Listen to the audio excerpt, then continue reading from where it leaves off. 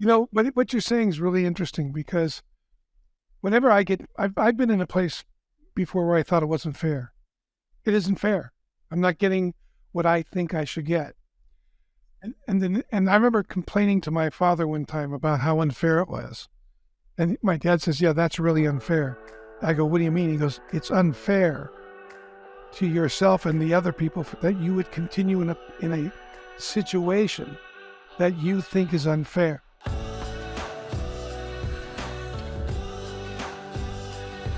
Calling all compromisers and divas, or those who deal with compromisers and divas, listen up, this conversation is for you. Hello, my friends. My name is Chad, and this is the Naked Leadership Podcast, high-stakes conversations for relentless company founders. My co-hosts and I have over 6 decades of combined experience in leadership coaching, and this podcast is where we explore it all. There's no conversation too risky. This week, Dan, Adrian, and I sit down to discuss the 4th and 5th negotiation styles outlined from our negotiation quiz, the compromiser, and the diva. If you or members of your team have not taken the negotiation style quiz, it's linked in the show notes of this episode. Go take the quiz now so that you can put your results in the context of this conversation. It'll make it so much more meaningful. In this conversation, we dive into the strengths and potential blind spots of these 2 styles, and some of the ways these show up in our leadership and relationships. Now, I'm going to assume most of you listening to this right now do not fall into these 2 camps, the compromiser and the diva. However, it's likely that you will encounter partners or people on your team that operate in these styles. So understanding the ins and outs and specifics about the styles is crucial if you want to lead them well. And at the end of this conversation, we give you a silver bullet question that you can ask to help someone who is in these 2 styles be more open and willing to engage in a meaningful negotiation. So don't miss that. Now let's dive in. Gentlemen, Dan, Adrian, so good to be with you today. Great to be here. Hey, we are going to wrap up the negotiation style series with this episode. This is our 4th installment into the series. Each episode, we have gone after a single style that are outlined in the results of the negotiation quiz that we offer for free. If you haven't already, you can check that out at negotiation.takenewground.com. 15 simple questions about how you relate to negotiation. You can do it in under 5 minutes. You can find out what currently your negotiation style is. And also the most impactful part of those results is finding out what strengths exist in that style and what potential blind spots there are, where you might be missing value or opportunities for connection with somebody that you're negotiating with. Why is that important? Well, because we say everything you have in life is a result of your negotiations, and negotiation is the heart of leadership. So in order to create something new, if you're looking to create something new in your business, in your leadership, on your team, in your family, if you're looking to create something new, the only way to start is to find out where you actually are. Get connected to current reality. That's what this quiz is. You get to get connected to your current reality of how you relate to negotiation. So go check it out, negotiation.takenewground.com. Like I said, we're wrapping up the styles. We're actually going to talk about 2 styles in this episode. It's a twofer. You're getting a 2 for 1 now. So don't don't ever say we didn't give you anything. These 2 styles are closely related. There's a lot of overlap, and that's why I wanted to combine them into one conversation. So I will work to be very distinct whether or not we're talking about the compromiser or we're talking about the diva. That's my favorite name, by the way, that we came up with of the style names. The diva. The diva. Me too. So I want you to stick around because towards the end of the conversation, we're going to talk about the strengths of both the compromiser and the diva. And we're also going to talk about the potential blind spots or prices you're paying or those who are in these styles are paying for, for the compromiser and the diva. So, and let me just say from the jump here, if you're listening to this podcast, my guess is if you've that you've taken the assessment. If you haven't, go ahead and do that right now. Pause and go do that. And but my guess is you're one of the top 3 styles. And so the point of listening to this is there's probably people that are close to you that operate this way. And to get some more language around, what shows up for you when you're dealing with a compromiser or when you're in a deal with a diva, it's just good for you to know what's going on for them so you can support or crush whatever you need to do. That's right. What you're thinking on the distinction that if you're listening to this, you're probably one of the top 3. Why do you say that maybe if you were a compromiser or a diva, you wouldn't be listening to it? As a general style. My guess is that, if you like this stuff, you've actually been into this for a while and you're into a conversation about yourself and you've been up for optimizing, transitioning, transforming what's going on for you. So if you're, I guess that maybe I'm giving you too much of a benefit of the doubt here. Not a lot of compromisers and divas are pushing play on a podcast called Naked Leadership. That's our assumption. Right. I like the way you didn't compromise on that.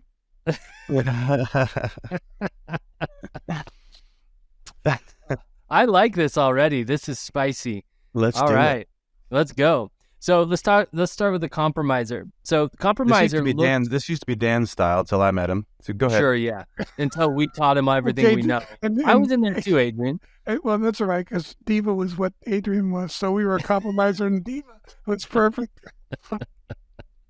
Yeah, I almost didn't do this podcast because he didn't give me the terms I demanded. That's right. So the compromiser, the reason it got its name is it sees negotiating as compromising, and they want little to do with it. What does that mean? They see it as compromising. Well, that the negotiation itself is a compromise. Like, I shouldn't have to do this. You should see the value of what I'm asking for because I deserve it. And I don't want to go through the torture of convincing you. So let's just find the best middle road where we can divide things up.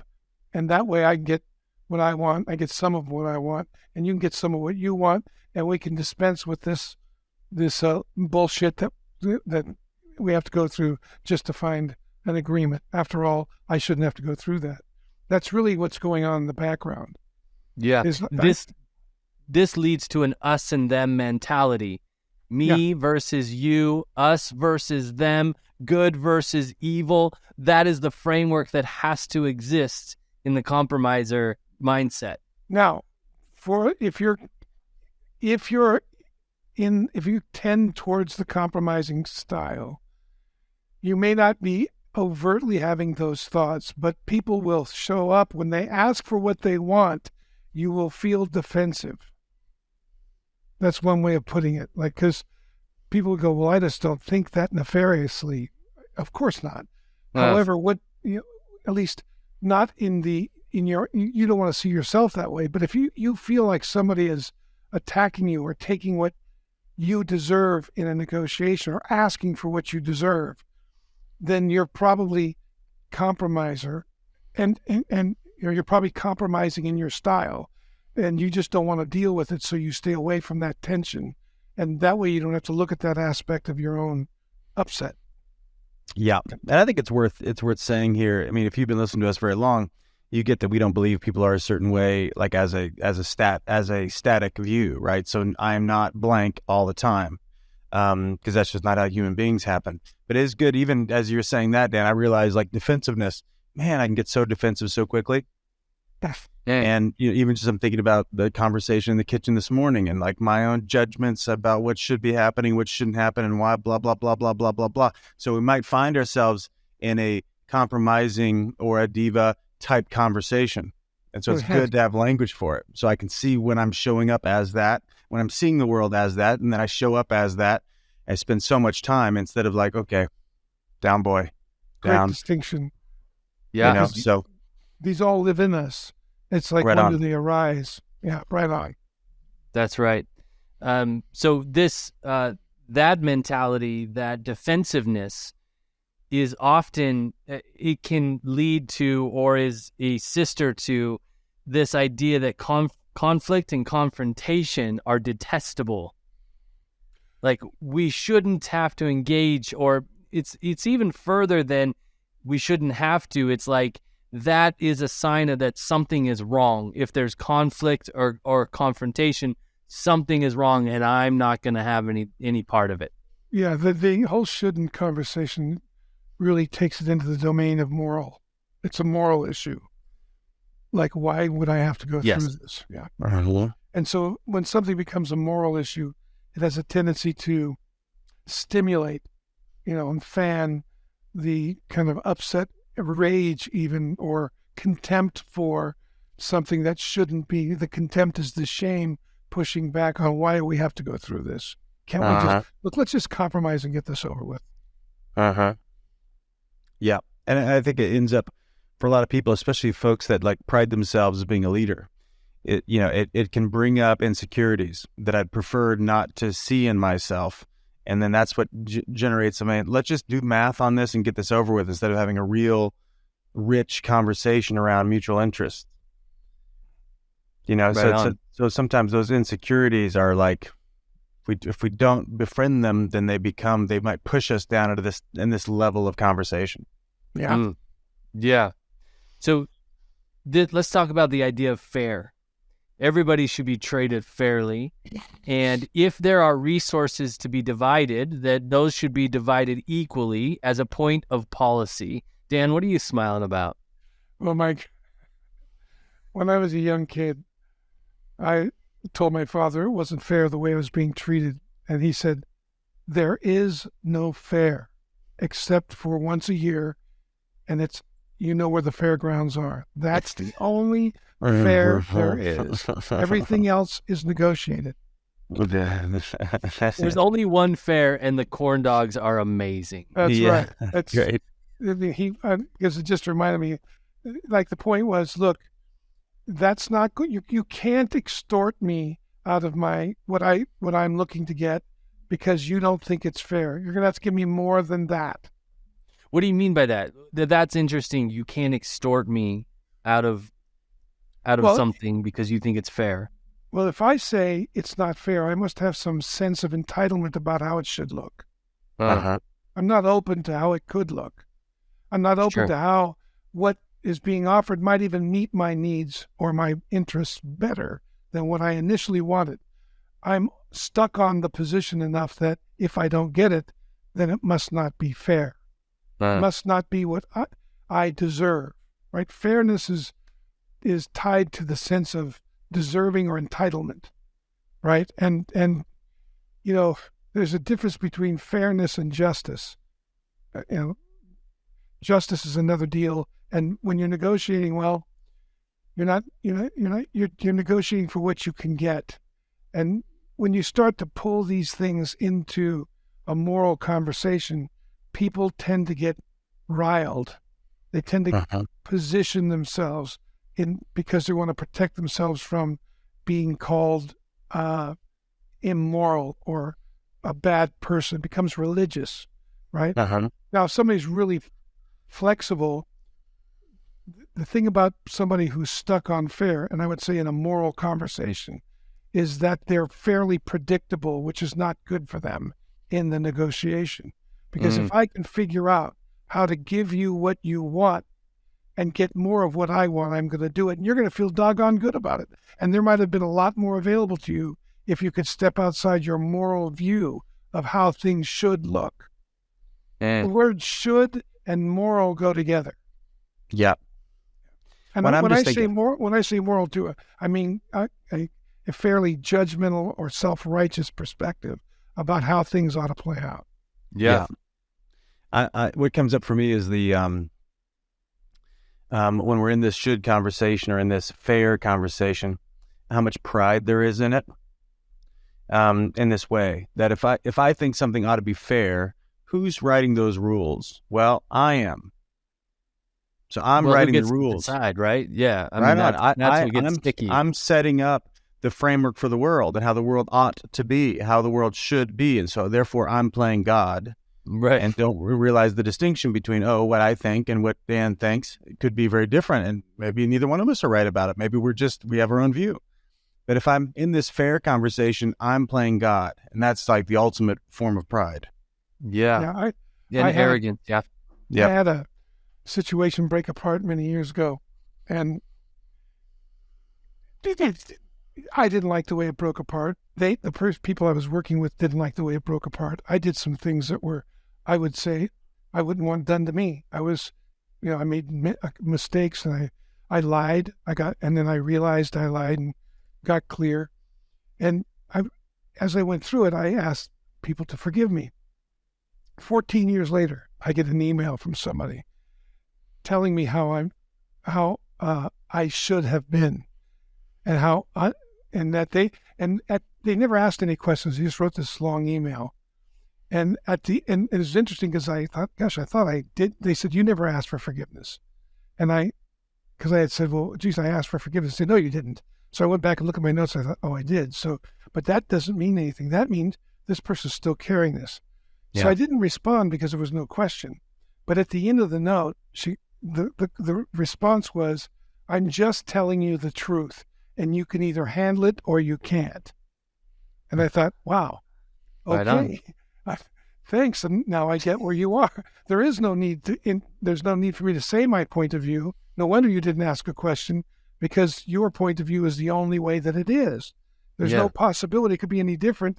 So I can live with that. Was truth capitalized? Well, and the letter was filled with, it wasn't fair, and I'm offended. Sure. And I thought to myself, gosh, I feel for this person, because, man, I've been over this for a long time. I'm sad that they're still stuck there, and there's not a doggone thing I can do about it, because any perspective I offer isn't the truth.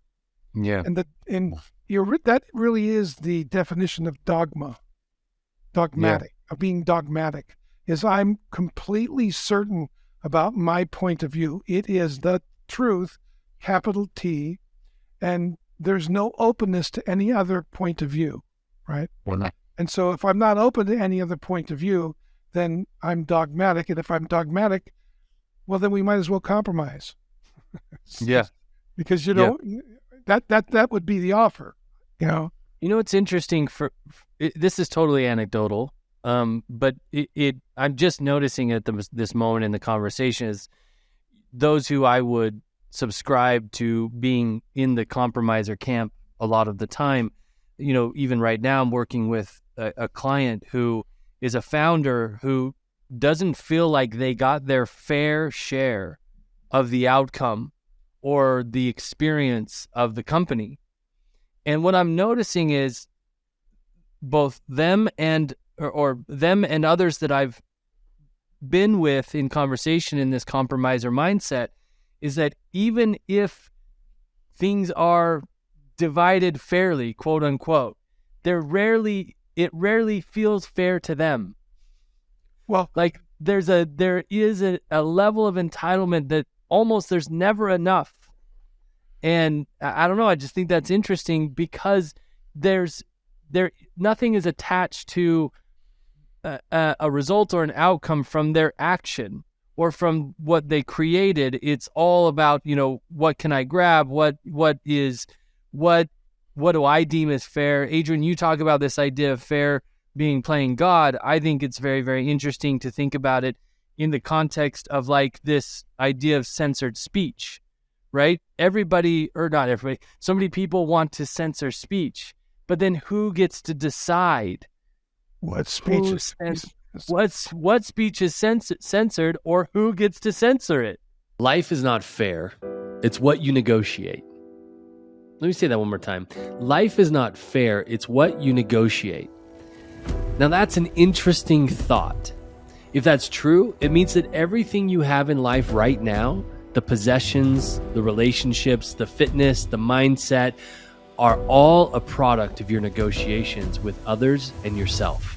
And if that's true, wouldn't you want to be very clear on how you negotiate? What's effective and what's ineffective? What your strengths are and what your blind spots are? It is, after all, producing all the results in your life. So here's the deal. We put together a 15-question quiz that you can take in 5 minutes or less and find out exactly what your negotiation style is. The results of this quiz will give you insight into your strengths and blind spots in negotiation. It will also give you insight in how you can accentuate those strengths or compensate for the blind spots. Think for just 1 second with me all of the conversations you're having in your life. Think about compensation or advancement conversations with people on your team, discussing financial decisions with a partner, or just getting your kids to get their damn shoes on so that you can leave the house. All of these conversations are negotiations. This simple yet powerful tool has the potential to reinvent the way you get what you want in every aspect of life. Go to negotiation.takenewground.com right now, or click the link in the description of this episode and find out what negotiation style you embody. You can thank us later. Now back to the show. But what you're saying is really interesting, because whenever I've been in a place before where I thought it wasn't fair. It isn't fair. I'm not getting what I think I should get. Sure. And I remember complaining to my father one time about how unfair it was. And my dad says, yeah, that's really unfair. I go, what do you mean? He goes, it's unfair to yourself and the other people that you would continue in a situation that you think is unfair. Yeah. That's unfair to you and to other people. So what are you really doing, Dan? You're not he asked me, how long have you been in this situation? I had been in it for a year. And he asked me, how come I stayed in it? Because had I asked for what I wanted? And I said, well, yes, I had asked for what I wanted. And he said, then when you didn't get what you wanted, why did you continue to participate in what you thought was unfair? Wow. And he goes, isn't that unfair? And now you're holding it against them. Isn't that unfair? I'll never forget the conversation. I was sitting in his office. I got so mad at him. I had to go to the bathroom. I didn't want him to see how mad I was. And I washed my face with cold water. And then I realized how truthful it was. That's why I was so mad. And it was so helpful. He's a master negotiator. He really is. I really loved working with him. He just had a way of seeing things that could I felt freed up after that. Like, wow, I'm the one who's perpetuated the sense of unfairness here. I could have walked away. Why didn't I? Right. Or I could have gotten off it and said, okay, that's the way it is if I wanted to continue. Right. And see what other ways I could negotiate what I wanted. Instead, I just stayed positioned and self-righteous about how unfair it was. So it's great. Yeah. That's what hits me is like even the whole, when they decide that their viewpoint is the viewpoint, i.e. the dogma, or the godlike thinking, it's counterintuitive because people can be really certain that they're not worth anything as well. And they can be really dogmatic about their own insufficiency or their own unworthiness. And that's what keeps them in this compromiser state, because they don't have much of a view of themselves to take a stand for something. So they'll compromise and then complain about the compromise, but it really comes from their lack of willingness to stand and get off even their own self-judgment, because they might not be busy judging the other people. They might be really busy judging themselves. Man. Mm-hmm. Yeah. Well, they obviously, because if I stay in a situation that I feel is unfair, I'm betraying myself. Yeah. And if I betray myself, there's going to be some shame there. Yeah. And every time the situation comes up, I'm going to be convicted, and I'm either going to get honest about it or I'm going to react in contempt for the people I'm working with, because I've compromised and I don't like the way I look, and they're talking about it reminds me of how I look, and I don't want to see that. Yeah. And so I get contemptuous. Right. Undressed in public. So the blind hard spot, to get out of my mind. The blind spot that dominates the compromiser is leaving value on the table that may benefit both parties. Yeah. Right. Mm-hmm. So you can't. It's unable to see opportunities and ways, possibilities and ways that we could think about this negotiation, and therefore tons of value just gets left on the table. Mm-hmm. The strength is the ability to seek a middle ground solution, split the difference. And I mean, it is what it is. Even in that strength, you can see though how value could be left on the table when you're looking to split the difference. Uh-huh. Yeah, and there is actually context for that, obviously. I've been in a few situations where just in order to maintain the relationship and have another opportunity to negotiate again, if it's not a game breaker, look, I'm willing to compromise here to preserve our ongoing relationship because we are better together than apart. I don't agree with this, but I can get off it, and I'll look for the next opportunity to negotiate what I want. Right? Mm-hmm. It is, and you can think about it. Like, if I'm in the compromising style a lot, I'm going to get pretty finesseful at finding the middle ground, even though that may leave value on the table. It meets my need to not have the tension. Yeah. Uh-huh. Right on. So let's dive into the diva. The diva is someone who refuses to negotiate. Okay, Adrian, you going to take this one? Yes. Well, thank you. Sure. You guys have been stealing all this time here, by the way, and I've just been over here, have a lot to say, but once again, you guys don't give me the time and space. There you go. Is that good? Beautifully put, Diva Adrian. The interesting one of the interesting points of this style or lack of style, maybe, is if the diva has to negotiate for something to obtain it, they'll just do without it. Uh-huh. Walk away from the value or the potential of whatever is there because the negotiation is the thing that is going to get them at least a part of it. Oh, come on. Let's think of a time each of us have been a diva. Uh-huh. That's a good question. I was actually thinking about that. It's like, I think I'm a diva with my kids often. I've been it with my wife. Oh, man. I was just thinking of an argument I had the other night, and I was such a diva. She even called me a bitch. I'm thinking about times when I'm harping on my kids to do something, right? And it's like, it obviously the tactic is not working of just repeating myself, telling them to do this thing, and they're not wanting to do it or not taking action. And I just convinced myself that I could do without them doing the thing rather than enter into the negotiation with them. Uh-huh. That's a diva. And then you get pissed off because it never got done. And there's still... That's right. Sorry. Right Yep. on. Yeah, so many. I mean, I'm typically, I think, of all the times that I'm a diva in between my ears a lot. Much more than it comes out of my mouth, I think. Like, I think like this a ton, and I talk myself out of what's possible for me, and just like, it's just not worth it. Just not worth the headache. It's never going to work. I am negotiating against myself. This happens a lot. Yep. I think about sometimes a couple times we've been in a situation with clients where I just want to walk away, like forget it. And you've actually encouraged me, like, well, let's just see what's in there. And then we end up going deeper with the client, and it works out well. But that's where it comes up for me too at times, like, oh, you know what? Screw this. We don't need this. Yep. And without really considering what is it that's going on here and what's it requiring of us.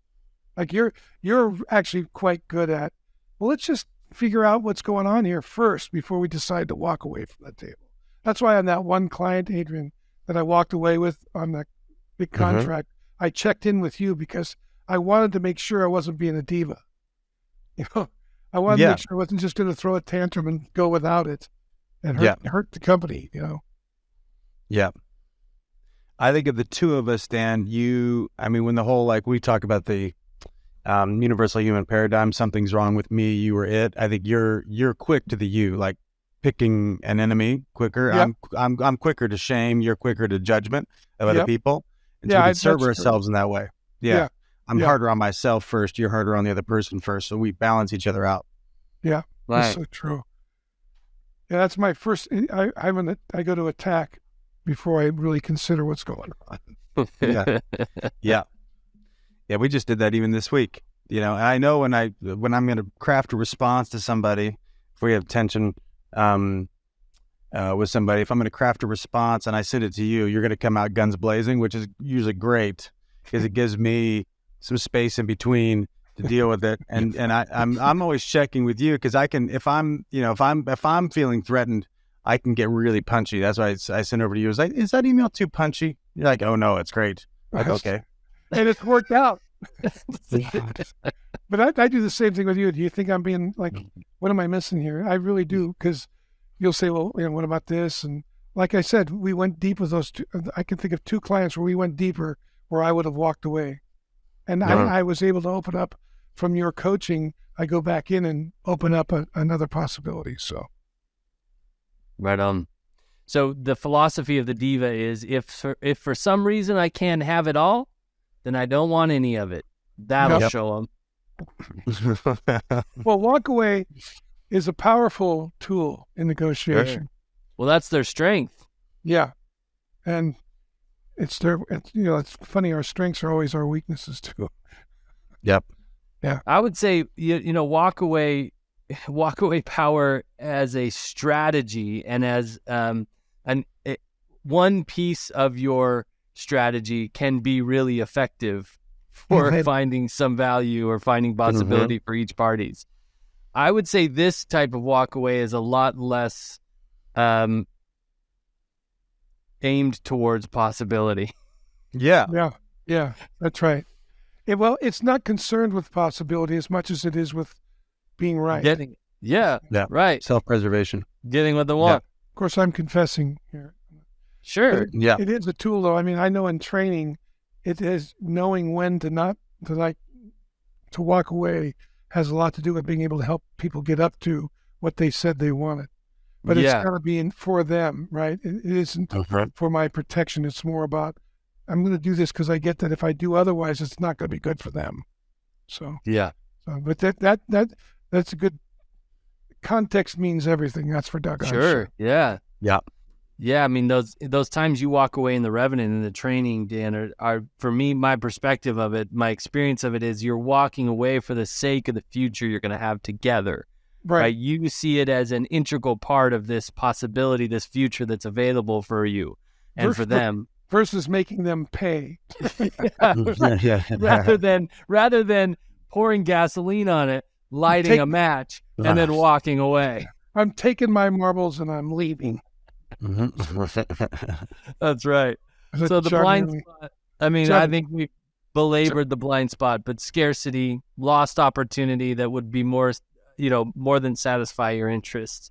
I used to work for John Hanley, and he would say, "Well, you're going to take your marbles and walk away now?" He was always a step ahead of me on that kind of stuff. I go, "Okay, thanks for the check." So my final question, and I think maybe this is a more interesting question when we talk about the compromiser. So let's just go back to that. We'll wrap the conversation up with this question. Those of you, those leaders that are listening to this, and they probably, I'm going to continue our assumption here, they're probably not falling into either of these styles most of the time. What if they find themselves with a compromiser on their team?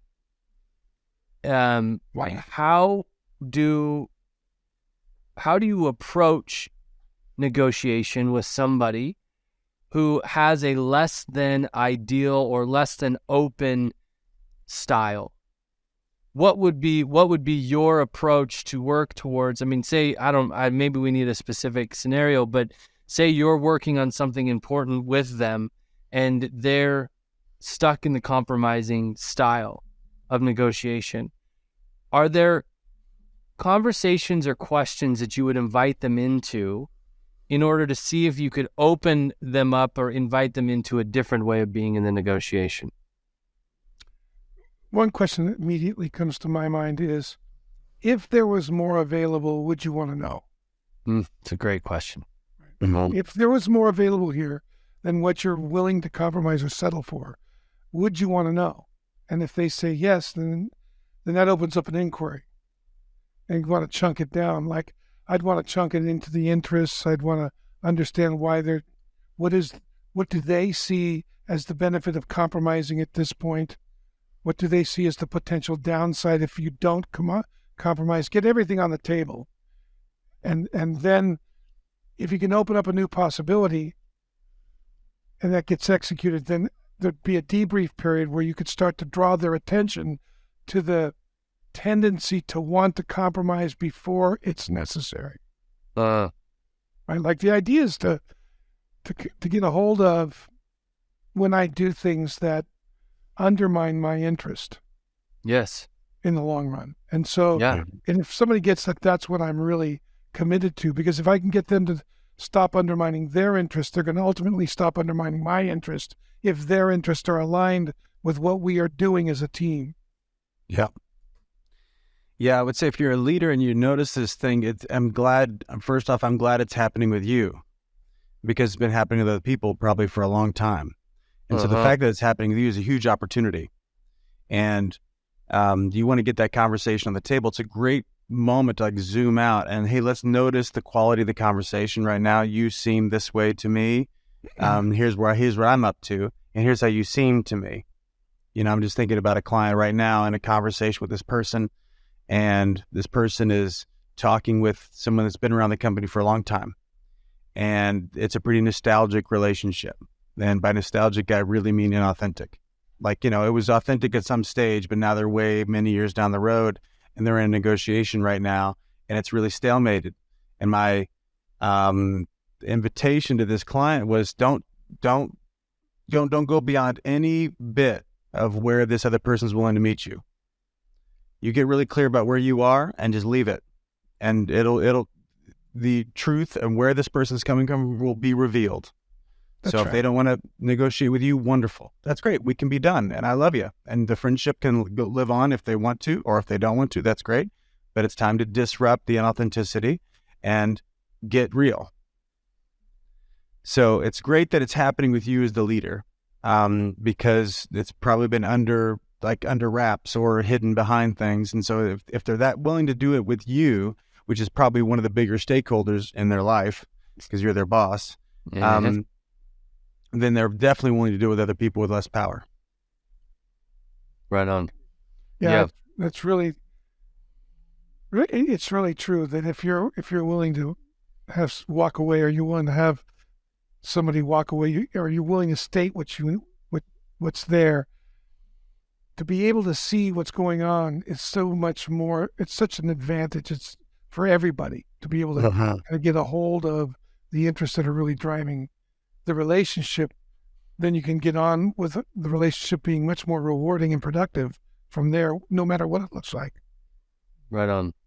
If you're noticing in this conversation, if you're listening and noticing that there are parts of these styles in your culture or in the key players in your culture, let's talk.